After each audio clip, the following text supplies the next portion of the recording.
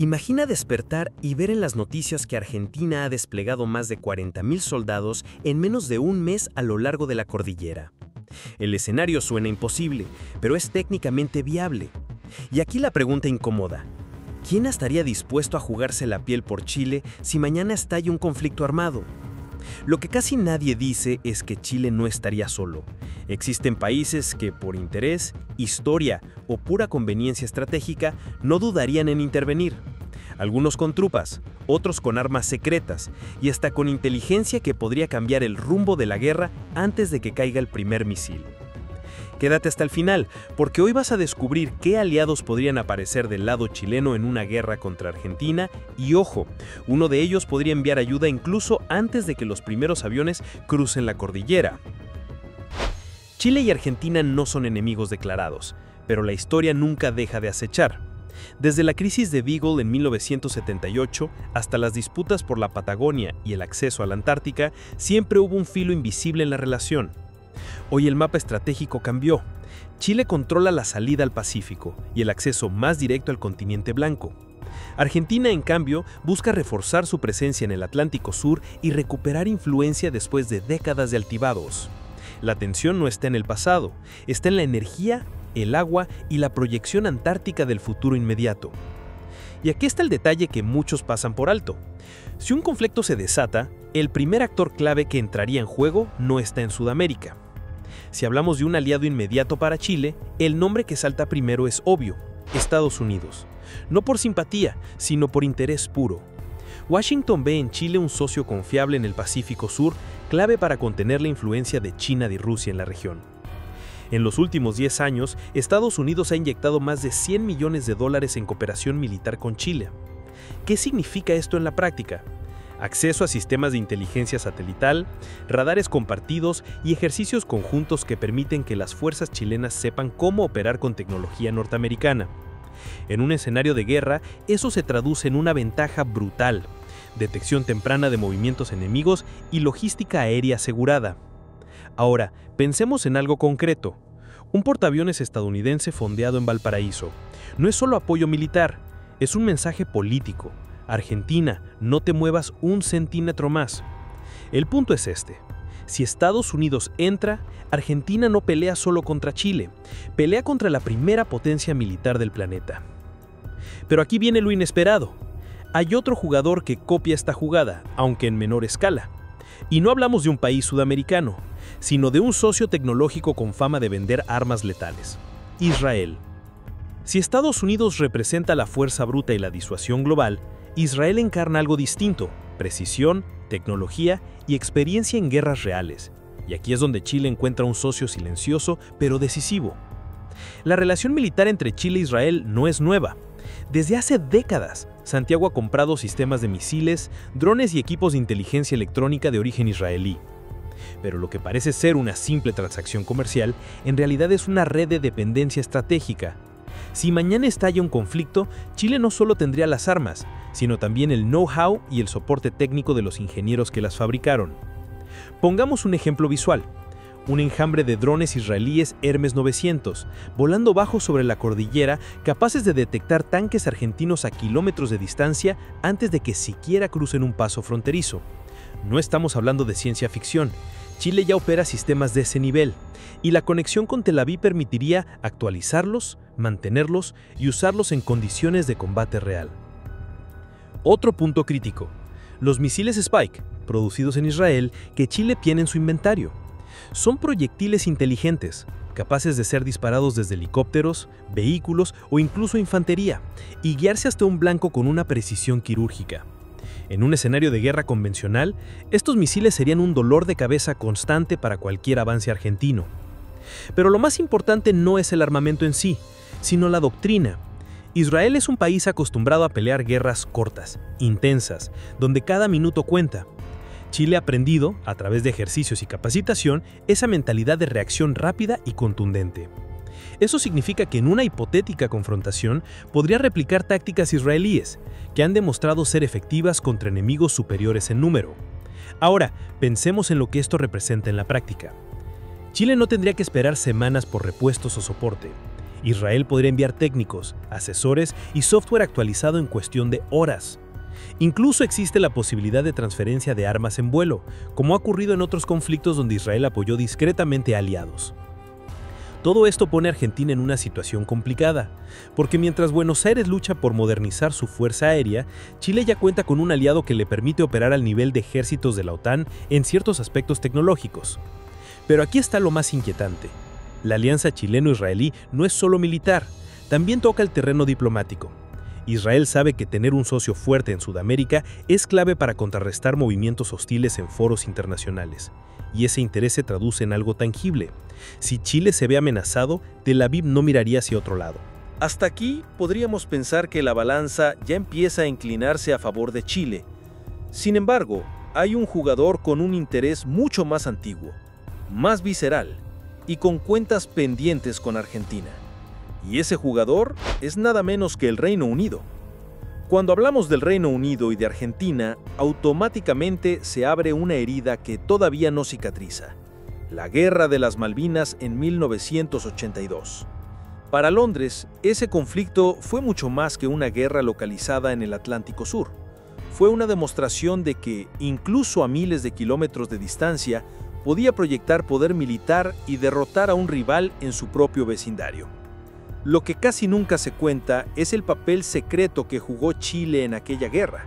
Documentos desclasificados revelan que Santiago permitió a la inteligencia británica usar bases en territorio chileno, especialmente en Punta Arenas, para rastrear movimientos de la Fuerza Aérea Argentina. De hecho, hay testimonios que indican que gracias a esta cooperación encubierta, Londres obtuvo una ventaja estratégica que resultó clave para mantener el control aéreo y anticipar ataques. Ese precedente todavía pesa en la memoria británica. Para Reino Unido, Chile no es solo un socio diplomático más en Sudamérica, es un aliado que ya demostró, en el momento crítico, de qué lado estaba dispuesto a estar. Y en política internacional, las lealtades pasadas marcan las apuestas futuras, incluso décadas después. En un escenario de conflicto entre Chile y Argentina hoy, Londres tendría un interés directo en involucrarse, no solo por la deuda histórica, sino también porque el Reino Unido mantiene una presencia militar activa en el Atlántico Sur, con su base en las Islas Malvinas. Cualquier enfrentamiento en la región pondría automáticamente a esa base en alerta máxima, y el Reino Unido jamás permitiría que su enclave estratégico quedara comprometido. El tipo de ayuda británica no necesariamente se vería en tropas de infantería desembarcando en Chile. Sería más sutil, pero igual de decisiva. Hablamos de inteligencia naval avanzada, patrullajes conjuntos en el Atlántico y cooperación aérea. Un ejemplo concreto: la Royal Air Force podría compartir acceso a sus radares de largo alcance, extendiendo el ojo electrónico chileno cientos de kilómetros más allá de lo que hoy pueden vigilar sus propios sistemas. En una guerra moderna, donde la información vale más que los tanques, eso es prácticamente duplicar la capacidad defensiva de Chile sin disparar una sola bala. Además, el Reino Unido tiene tecnología que Argentina difícilmente podría contrarrestar de inmediato. Desde sistemas de detección submarina hasta misiles de última generación, cualquier transferencia rápida de este material cambiaría el equilibrio en cuestión de semanas. Y no olvidemos algo importante: Londres sigue siendo uno de los principales exportadores de armas del mundo, lo que le da margen para reforzar a un aliado sin comprometer su propio arsenal de defensa. Incluso gestos pequeños, como el despliegue temporal de una fragata en aguas cercanas, tendrían un valor simbólico y disuasorio. Pero aquí viene lo más interesante: la participación británica nunca se vería como una acción aislada, porque si Londres se mete de lleno en un conflicto en Sudamérica, automáticamente surge la pregunta de si toda la OTAN respaldaría esa jugada, al menos de forma indirecta, y eso ya no es un asunto regional, es un tema de seguridad global. Y si Londres entra, ¿qué pasa con toda la OTAN? Si Londres se involucra en un conflicto entre Chile y Argentina, la ecuación deja de ser un asunto bilateral y se convierte en un problema mucho más grande. Porque detrás del Reino Unido no aparece solo un país, aparece la sombra de toda la OTAN, la alianza militar más poderosa del planeta. Chile no es miembro formal de la OTAN, pero sí tiene un estatus que pocos estados latinoamericanos poseen. Es considerado un socio global. Esta categoría significa que, aunque Santiago no participa en las decisiones internas de la alianza, sí mantiene canales de cooperación abiertos en materia militar, logística y diplomática. Y en un escenario de crisis, ese vínculo podría convertirse en un salvavidas estratégico. ¿Qué implicaría en la práctica? Primero, acceso rápido a apoyo logístico. La OTAN tiene la capacidad de mover armamento y suministros en cuestión de días a casi cualquier parte del mundo. Para Chile, eso podría traducirse en el envío de municiones, equipos de comunicación encriptados y sistemas de defensa aérea de corto alcance. Nada de eso sería gratuito, pero sí marcaría una diferencia inmediata frente a Argentina. Segundo, el respaldo diplomático coordinado. En un conflicto moderno, el frente internacional pesa tanto como el campo de batalla. Que la OTAN condene a Argentina y respalde a Chile significaría presionar a otros actores regionales para mantener la neutralidad. Incluso países como Brasil o Perú tendrían que pensarlo 2 veces antes de inclinarse por Buenos Aires, si saben que detrás de Santiago existe una red de respaldo occidental lista para imponer sanciones económicas. Tercero, la cooperación en inteligencia militar. Los satélites y sistemas de vigilancia de la OTAN podrían integrarse a la defensa chilena, permitiendo detectar movimientos argentinos con días de anticipación. En guerras donde la sorpresa marca la diferencia, disponer de ese nivel de información equivale a multiplicar por 10 el valor de cada unidad militar desplegada. Ahora bien, hay que matizar algo fundamental. La OTAN no se lanzaría a una guerra total en el Cono Sur. Ninguno de sus miembros está dispuesto a arriesgar tropas en una región que no consideran vital para su seguridad inmediata.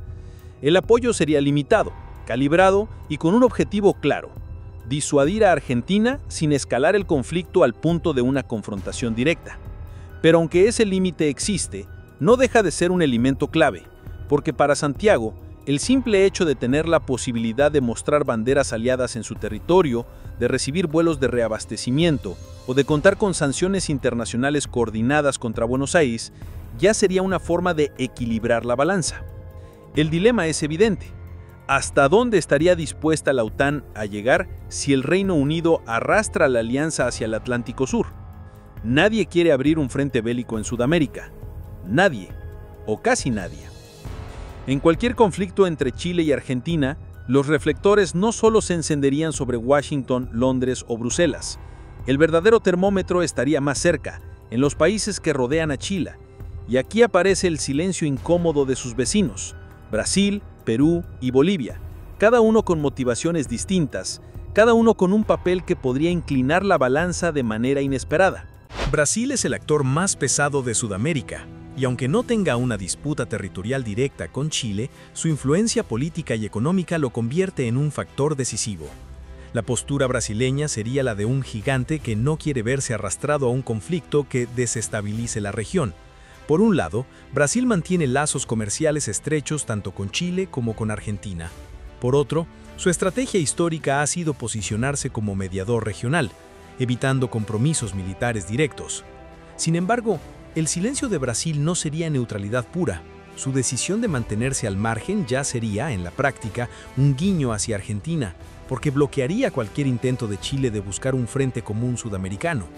Imaginemos, por ejemplo, a Brasil rechazando participar en sanciones contra Buenos Aires o incluso ofreciendo canales diplomáticos que otorguen oxígeno al gobierno argentino. Ese no hacer nada podría convertirse en una forma de apoyo encubierto. Perú carga con un pasado que nunca desapareció: la Guerra del Pacífico de 1879-1883, en la que perdió territorio frente a Chile. Ese recuerdo todavía pesa en la política, en los manuales escolares y en la opinión pública. Aunque los gobiernos recientes han buscado mantener relaciones pragmáticas, una guerra entre Chile y Argentina despertaría inmediatamente las tensiones dormidas. La pregunta inevitable es: ¿apoyaría Perú a Argentina de manera abierta?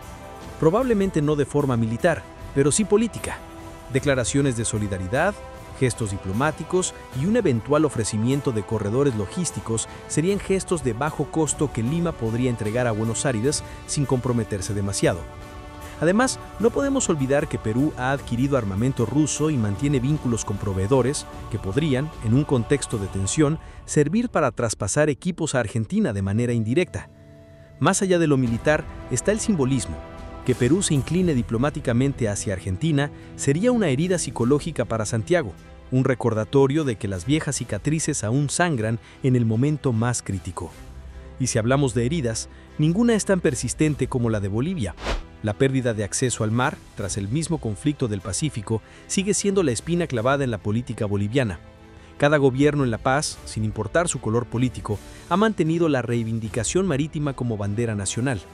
En ese escenario, un conflicto entre Chile y Argentina sería visto casi como una oportunidad histórica. ¿Podría Bolivia apoyar a Argentina? Tal vez no con tropas, pero sí con su geografía. Abrir sus fronteras para el paso de suministros o para facilitar corredores logísticos hacia el norte de Chile sería un movimiento simbólico y estratégico. Incluso, un apoyo diplomático abierto tendría un impacto psicológico enorme en la opinión pública chilena, porque de pronto el país se vería rodeado no solo por un enemigo activo, sino por vecinos hostiles o indiferentes.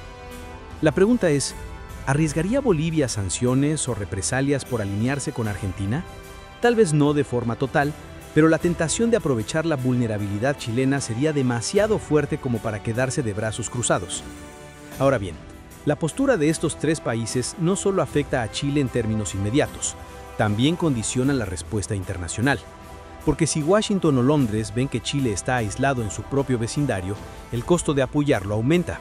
En cambio, si al menos uno de los vecinos muestra neutralidad activa o incluso respaldo, la narrativa internacional cambia.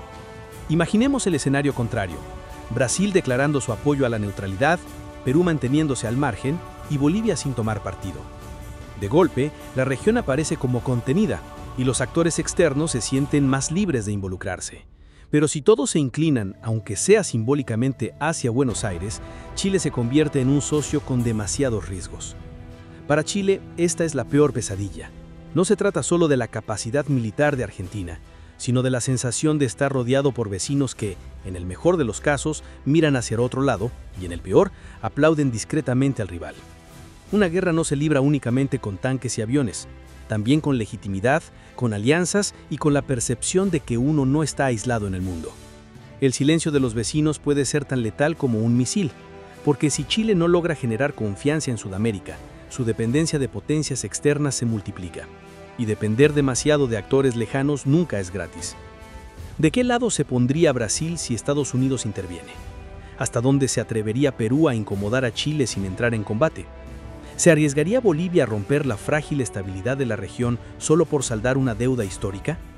Ninguna de estas preguntas tiene respuesta definitiva, pero todas pesan en la ecuación. En política internacional, no decir nada también es decirlo todo. Brasil, Perú y Bolivia podrían optar por declaraciones ambiguas, llamamientos a la paz, mediaciones diplomáticas, pero detrás de esas palabras suaves se escondería una verdad brutal, que en caso de guerra, Chile no podría contar con sus vecinos. Y esa quizás es la peor forma de aislamiento, porque no se anuncia con un portazo, sino con un silencio calculado. La conclusión es clara: los vecinos importan tanto como los grandes aliados. Y en el caso de Chile, los vecinos probablemente elegirían callar o mirar hacia otro lado. Y si eso ocurre, la única carta que queda sobre la mesa no es regional, sino global, y mucho más peligrosa: la disuasión nuclear indirecta. Cuando se habla de una posible guerra entre Chile y Argentina, la mayoría piensa en tanques, aviones y soldados en la cordillera. Sin embargo, la verdadera carta decisiva no estaría en lo que Chile tiene dentro de sus fronteras, sino en lo que poseen sus aliados más poderosos, el arsenal nuclear. Y aunque Chile no dispone de armas atómicas, su cercanía con potencias que sí las poseen abre un escenario complejo que cambia por completo la ecuación. A diferencia de otros países que alguna vez coquetearon con la idea, Chile se mantuvo firme dentro del Tratado de No Proliferación Nuclear. Esto significa que renunció explícitamente a desarrollar armamento atómico. En principio, parecería una desventaja, porque Argentina tampoco tiene armas nucleares y la guerra se daría en condiciones convencionales. Pero la realidad es distinta. Las alianzas estratégicas pueden convertir la falta de armas en una ventaja. La primera carta es Washington. Estados Unidos mantiene una doctrina clara: proteger a sus aliados con su disuasión nuclear. En términos prácticos, esto significa que un ataque masivo contra Chile podría interpretarse como un desafío directo a los intereses estadounidenses. La consecuencia, la amenaza de una respuesta devastadora desde el arsenal norteamericano. Imagina un portaaviones de propulsión nuclear anclado frente a Valparaíso. Su sola presencia no es defensa, es un mensaje. Es decirle a Argentina, no te atrevas a cruzar la línea porque el costo sería incalculable. Esa presencia, aunque no implique el uso real de armas nucleares, cambia radicalmente el cálculo estratégico del enemigo. El Reino Unido, por su parte, mantiene su propia doctrina nuclear independiente, sustentada en submarinos Trident, capaces de lanzar misiles balísticos desde cualquier punto del océano. Londres ya tiene presencia en el Atlántico Sur gracias a las Islas Malvinas. En un escenario de guerra, bastaría el despliegue de un submarino con capacidad nuclear para enviar un mensaje doble: proteger los intereses británicos en las islas y, de paso, blindar a Chile bajo un paraguas disuasivo. Recordemos que en 1982 la Guerra de las Malvinas no se convirtió en un conflicto de escala global porque ninguna potencia nuclear quiso elevar el nivel de amenaza. Hoy, la mera sospecha de que un submarino británico patrulla cerca de las costas sudamericanas bastaría para congelar cualquier plan ofensivo de Buenos Aires. Aquí está la clave. Chile no necesita poseer armas nucleares para beneficiarse de ellas. Basta con que sus aliados las pongan en juego como herramienta psicológica. La disuasión funciona porque nadie quiere enfrentar el riesgo de una escalada que termine en un desastre nuclear. Aunque todos sepan que es poco probable que Estados Unidos o el Reino Unido lleguen a apretar el botón, la duda siempre está presente, y esa duda frena. ¿Cómo respondería Argentina ante un escenario así? Seguramente denunciaría una desproporción brutal, acusando a Chile de internacionalizar el conflicto y de ampararse en armas que no le pertenecen. Pero en la práctica, ese discurso poco serviría si en el terreno los buques norteamericanos y británicos ya enviaran señales claras de protección a Chile. La pregunta sería, ¿arriesgaría Buenos Aires una guerra sabiendo que cualquier error podría traer represalias de magnitudes impensables? Probablemente no. Ahora bien, usar la carta nuclear no es gratis. Para Chile significaría aceptar un nivel de dependencia total de sus aliados, porque en el fondo la disuasión no es suya, es prestada. Y depender de la voluntad de Washington o Londres en un momento tan crítico podría convertirse en un arma de doble filo. ¿Qué pasa si las potencias deciden retirarse o moderar la amenaza? Chile quedaría expuesto y, peor aún, atado a compromisos diplomáticos difíciles de revertir. Hay otro ángulo importante, la percepción global. Chile siempre ha cultivado una imagen de país estable, respetuoso del derecho internacional. Si de pronto aparece bajo el paraguas nuclear de Estados Unidos o del Reino Unido, corre el riesgo de ser percibido como una pieza demasiado alineada con Occidente, perdiendo capacidad de maniobra con otros socios, como China o países no alineados. En diplomacia, esas etiquetas pesan y condicionan el futuro. Dentro de Chile, la presencia de fuerzas extranjeras con capacidad nuclear sería un tema divisivo. Parte de la población lo vería como una garantía de seguridad, pero otra parte lo interpretaría como una cesión de soberanía. El debate no sería menor: protegerse a cualquier costo o mantener independencia estratégica aún en medio del peligro. Esa tensión interna sería otro precio a pagar. La historia reciente ofrece ejemplos claros. Durante la Guerra Fría, países pequeños como Corea del Sur o Turquía dependieron de la disuasión nuclear estadounidense para sobrevivir frente a enemigos mucho más grandes. Nunca tuvieron armas propias, pero el solo hecho de estar bajo el paraguas de Washington fue suficiente para frenar agresiones. Chile podría entrar en esa misma lógica. El umbral nuclear es, en última instancia, un escenario de paradojas. Es la carta más poderosa, pero también la más peligrosa. Sirve para detener al enemigo antes de que dispare, pero su uso real sería un suicidio global. Para Chile significa seguridad en apariencia, pero a cambio de una dependencia absoluta. Así, el dilema queda planteado. Chile no tiene bombas atómicas, pero puede jugar con la sombra de quienes sí las poseen. Y esa sombra puede ser suficiente para congelar un conflicto antes de que empiece. El problema es que todo este poder prestado tiene un precio, y ese precio tarde o temprano se paga en concesiones políticas, económicas y estratégicas. En la geopolítica no existe el altruismo. Cada alianza, cada gesto de apoyo y cada despliegue militar tiene un precio oculto. Si Chile recurriera a la ayuda de Estados Unidos, del Reino Unido o incluso de la OTAN en un conflicto contra Argentina, no lo haría gratis. El costo de esos respaldos podría ser tan alto que en algunos casos incluso pondría en duda si realmente valen la pena. El primer precio sería económico. Washington y Londres, a cambio de protección y asistencia militar, exigirían concesiones de apertura de mercado, contratos estratégicos para sus empresas y prioridad en sectores claves como la energía, la minería y las telecomunicaciones. En otras palabras, la defensa de hoy se pagaría con las riquezas de mañana. Chile, con su abundancia de litio y cobre, se convertiría en una moneda de cambio geoeconómica. El segundo precio sería político. Aceptar la ayuda externa implicaría alinearse de manera más clara con la agenda occidental. Eso significaría votar de cierta forma en organismos internacionales, romper o enfriar relaciones con países incómodos para Washington, e incluso convertirse en un pivote regional de influencia. No sería extraño que se le exigiera a Santiago convertirse en la voz más fuerte de Estados Unidos en Sudamérica. Y esa presión diplomática no terminaría con el conflicto. Quedaría como un compromiso permanente. El tercer precio sería militar. La asistencia aliada podría traer consigo la instalación de bases temporales en territorio chileno. Al inicio se presentarían como acuerdos logísticos para el conflicto. Pero la historia demuestra que lo temporal suele volverse semipermanente. La presencia de tropas extranjeras en suelo chileno abriría un debate interno sobre soberanía y seguridad nacional. ¿Hasta qué punto estaría la población dispuesta a ver banderas ajenas ondeando en su propio país? El cuarto precio sería social. Las alianzas internacionales no son neutrales en la percepción ciudadana. Una parte de la población podría ver el respaldo de Estados Unidos o del Reino Unido como un seguro de vida indispensable. Pero otra parte lo interpretaría como una cesión peligrosa de independencia. Esa fractura social generaría tensiones internas que podrían prolongarse mucho más allá del fin de la guerra. Y finalmente está el precio invisible, la dependencia. Una vez que un país acepta la ayuda externa en un momento crítico, le resulta muy difícil recuperar plena autonomía, porque cada decisión futura queda condicionada por la deuda política acumulada. En resumen, los aliados podrían garantizar la supervivencia de Chile en el corto plazo, pero al costo de hipotecar parte de su independencia a largo plazo. El refrán es claro: no hay almuerzo gratis en geopolítica.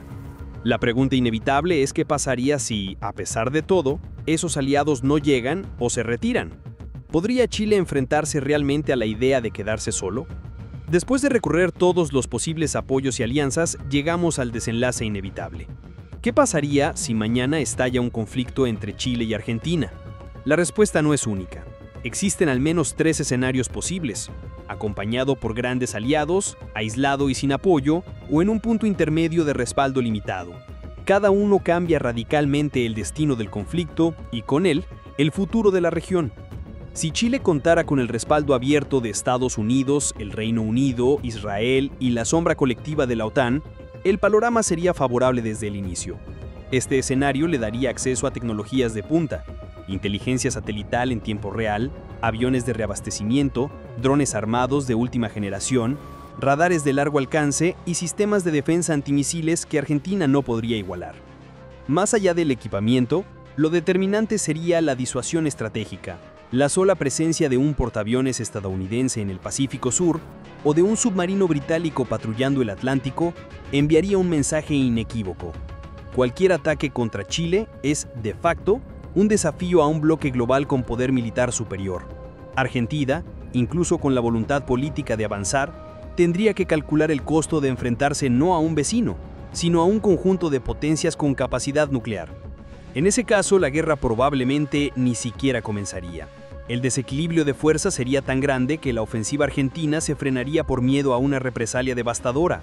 Chile, acompañado, no tendría que luchar. Su verdadero poder estaría en la amenaza de sus aliados. Ahora imaginemos lo contrario. Chile completamente solo, sin apoyo material ni diplomático. En ese panorama, la defensa dependería únicamente de sus fuerzas armadas. Chile tendría que aprovechar su geografía como su mayor fortaleza. La cordillera de los Andes funcionaría como muralla natural, dificultando cualquier avance terrestre. En el mar, su flota moderna podría contener parcialmente a la Argentina, aunque con riesgo de desgaste rápido. En el aire, la Fuerza Aérea chilena tendría un rol crucial con sus F-16 y sistemas de misiles como primera línea de defensa. El problema es la diferencia de escala. Argentina cuenta con una población y un potencial de movilización mayores, lo que significa más soldados y mayor capacidad de sostener una guerra prolongada. En un conflicto directo y sin aliados, Chile debería apostar a una estrategia de resistencia, buscando prolongar el enfrentamiento hasta que la presión internacional obligue a negociar un alto al fuego. Sería un escenario de desgaste, donde la victoria no estaría garantizada. El escenario más probable no es el blanco o negro, sino un gris intermedio. Chile recibiría ayuda, pero no tropas extranjeras en combate. Esa ayuda podría tomar la forma de armamento moderno, inteligencia compartida, asesoría militar y presión diplomática internacional contra Argentina. En pocas palabras, Chile no estaría solo, pero tampoco podría descansar completamente en el respaldo de sus aliados. Esto implicaría que Santiago tendría que pelear, pero con mejores herramientas que las disponibles en Soledad. La diferencia la marcaría la rapidez de esa ayuda. Un cargamento de drones, radares o misiles podría inclinar la balanza, pero si llega tarde, Chile tendría que resistir los primeros golpes con sus propios medios. En todos los casos, lo central es una verdad incómoda. El destino de Chile en un eventual conflicto no se define el día que estallan los misiles, sino mucho antes. Se define en la construcción de alianzas estratégicas durante la paz, porque cuando llega la guerra, ya es demasiado tarde para buscar amigos. La política exterior chilena, su nivel de integración con potencias globales y su papel en organismos internacionales serían los verdaderos determinantes. Las armas son importantes, pero las relaciones son decisivas. Así llegamos a la pregunta que abrió este análisis, pero ahora con un peso mayor. ¿Arriesgarían Estados Unidos, Israel o el Reino Unido una guerra por Chile? ¿Estarían dispuestos a movilizar recursos, armas y quizás vidas por un conflicto en el Cono Sur? ¿O preferirían mantenerse al margen dejando a Chile frente a su destino? La respuesta no está en documentos oficiales, ni en discursos diplomáticos. Está en la lógica fría de los intereses. Y los intereses cambian según el momento histórico. En definitiva, Chile podría estar acompañado, parcialmente respaldado o completamente solo. Pero el verdadero desafío no está en el futuro hipotético de un conflicto, sino en la capacidad de anticiparse y construir alianzas sólidas antes de que la primera chispa prenda fuego a la cordillera. Y ahora quiero escuchar tu opinión. Déjamela en los comentarios. ¿Crees que Chile estaría realmente acompañado o que llegado el momento tendría que defenderse solo? Tu visión puede ser más realista que la de muchos analistas. Y si quieres más análisis crudo, directo y sin filtro sobre los dilemas estratégicos de nuestra región, suscríbete ahora y activa la campanita porque lo que viene será aún más intenso.